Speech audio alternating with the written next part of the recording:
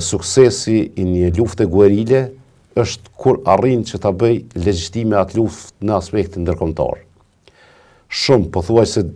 90% e luftrave guerile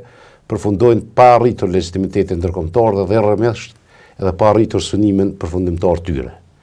Për shkak që jo gjithherë është e pranueshme lehtë që një ushtri guerile të pranohet si aleate e bashkësisë ndërkombëtare, veçanërisht e vendeve të NATO-s. Mirë po që këja veçantinë vetë ka për faktin që ka arritur që ta legjitimoj luftën e drejtë të popullit tonë në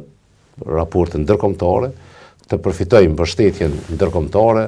dhe të jetë krah tyre pjesë e çlirimit edhe lirisë së vendit tonë. E njëjtë është edhe siç e theksuat në fillim, që lidhet me vazhdimsinë, është edhe betejë e njohur e Glazhanit, e 24 marsit të vitit 1998, që gjithashtu ka qenë një mesazh shumë i fortë për Republikën në atë kohë të Serbisë dhe ushtrinë e tyre, por edhe për popullin e Kosovës që USHK-ja do të vazhdoj luftën për liri dhe do të vazhdoj që të luftoj deri në përfundim të luftës dhe deri në shlirim të plotë të vendit, sepse 24 marsi vjen pas epopesë së lavdishme të jasharëve dhe pas besimit që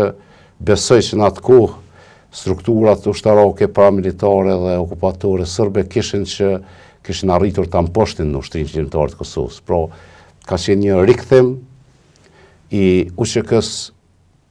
fort duke treguar që do të vazhdoj lufta shqiptare. Pra, dyja këto datat që janë në dy vite të ndryshme, 24 marsi i 98-s dhe 24 marsi i 99-s janë simbole të vazhdimësisë së luftës për liri.